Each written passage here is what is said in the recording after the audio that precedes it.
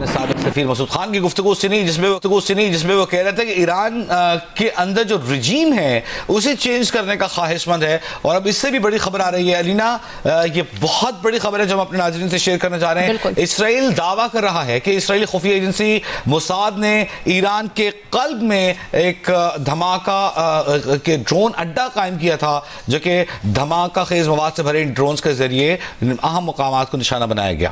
بالکل, آپ کو یہ بھی بتائیں کہ دھماکہ خیز مواد سے بھرے ان ڈرونز کے ذریعے انتہائی مناسب وقت پر اہم ترین مقامات کو نشانہ بنایا گیا. اسرائیلی میڈیا یہ دعویٰ کر رہا ہے.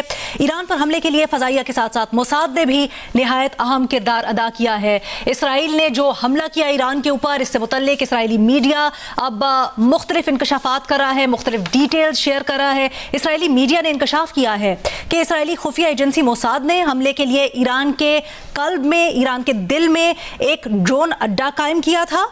دھماکہ خیز مواد سے بھرے ان ڈرونز کے ذریعے انتہائی مناسب وقت پر اہم ترین مقامات کو نشانہ بنایا گیا.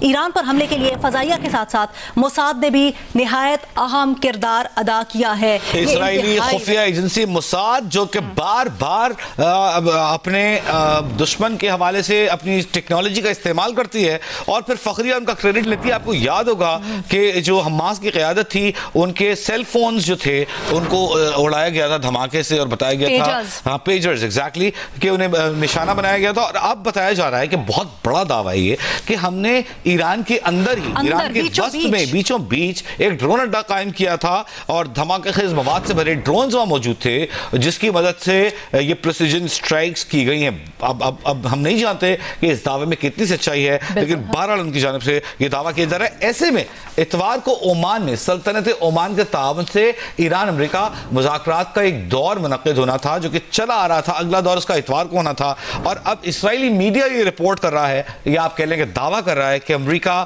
اور ایران کے درمیان اتوار کو ہونے والے مذاکرات کا دور باضابطہ طور پر منسوخ کر دیا گیا ہے.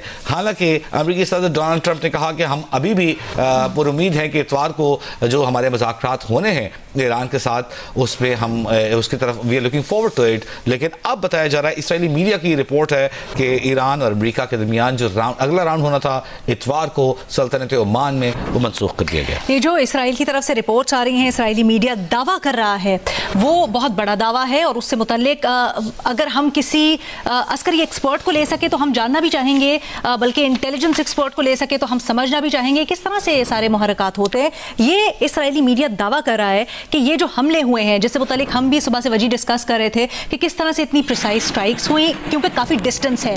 اگر آپ دیکھیں میپ کے اوپر تو اسرائیل ایک طرف درمیان میں ایک ملک آتا ہے, اس کے بعد ایران آتا ہے, عراق سے گزر کر جانا پڑتا ہے آپ کو اگر ایران نے اسرائیل کے اوپر فضائی حملہ کرنا ہے یا پھر اسرائیل نے ایران کے اوپر فضائی حملہ کرنا ہے.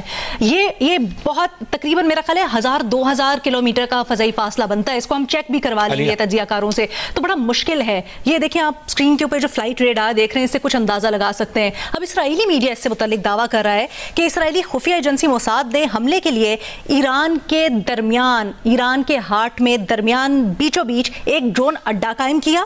دھماکہ خیز مواد سے بھرے ان ڈرونز کے ذریعے انتہائی مناسب وقت پر اہم ترین مقامات کو نشانہ بنایا گیا. ایران پر حملے کے لیے فضائیہ کے ساتھ ساتھ جو ان کی انٹیلیجنس ایجنسی ہے موساد, اس نے کردار ادا کیا. اچھا علینا, اگر ہم بات کریں اس اسرائیلی میڈیا کے دعوے کی, جو کہ موساد نے ایک ہارٹ آف ایران کوئی مرکز قائم کیا تھا, بعید از قیاس نہیں ہے موساد کی کیپیبلٹیز کو دیکھتے ہوئے. ہم نے ماضی میں دیکھا, اب سے کچھ دن پہلے میں نے ذکر کیا, دیکھیں ہم میپ دکھا رہے ہیں, یہ ذرا اپنے دیکھنے والوں کو سمجھاتے ہیں وجی کہ یہ جو ابھی ہم میپ دکھا رہے تھے نا, جہاں پر اسرائیل ہے, درمیان میں عراق ہے اور پھر ایران, تو یہ ایک فاصلہ ہے جس کو طے کر کے جانا ہوتا ہے اگر کوئی فضائی کاروائی کرنی ہے. یہ دیکھیے, یہ آپ کی اسکرین کے اوپر اس وقت آپ دیکھ رہے ہیں, تو ذرا یہ مشکل ہے. درمیان میں ہم ہائی لائٹ نہیں اس کو کر سک رہے, شاید وہ گرے ایریا میں ہی مکس اپ ہو رہا ہے. بیچ میں اگر ہم آپ کو بتائیں تو شام ہے ایک طرف, عراق ہے, اردن ہے بیچ میں, یہ سب واقع ہے. اسرائیل سے اگر ہم ایران کی جانب براہ راست پرواز کے ذریعے آنا چاہیں تو بالکل برابر میں یہاں پر سیریا ہے, یعنی کہ شام ہے, ہے, اس کے علاوہ اردن ہے, پھر عراق کی فضائی حدود استعمال کریں گے اور تب جا کے ایران میں داخل ہوں گے. لیکن یہ آپ دیکھ سکتے ہیں کہ یہ جو سفید ہے, یہ اس میں سے یہ تو بنیادی طور پر ہمارا دعویٰ ہے کہ یہ فلسطین ہے اور اس پر اسرائیل قابض ہے, لیکن ایک طرف جو مغربی کنارہ ہے پہلے وہ ہے, ادھر سیریا ہے, نیچے جارڈن ہے جہاں اس وقت اسرائیل لکھا ہوا دکھائی دے رہا ہے, اس کے بالکل نیچے اردن کا ملک واقع ہے, اور ایران سے پہلے جو ملک آپ کو دکھائی دے رہا ہے جو خط بنا ہوا ہے یہ عراق ہے. تو سیریا, اردن اور پھر عراق, ان سب سے گزر کر جانا پڑتا ہے. لیکن جو دعویٰ سامنے آ رہا ہے موساد کا مرکز اس پوری کاروائی سے متعلق, آج جو صبح اسرائیل نے ایران کے اندر کاروائی کی ہے, حملے کیے ہیں, اس سے متعلق اسرائیل یہ دعویٰ کر رہا ہے کہ انہوں نے ایران کے بیچوں بیچ ایک ڈرون اڈا قائم کیا اور وہاں سے انہوں نے پھر دھماکہ خیز مواد جو ہے وہ ان ڈرونز کے ذریعے جو ان کے ٹارگٹس تھے, جو مقامات تھے, ان تک پہنچایا, ان تک جو ہے نا وہ ٹارگٹس کو نشانہ بنایا.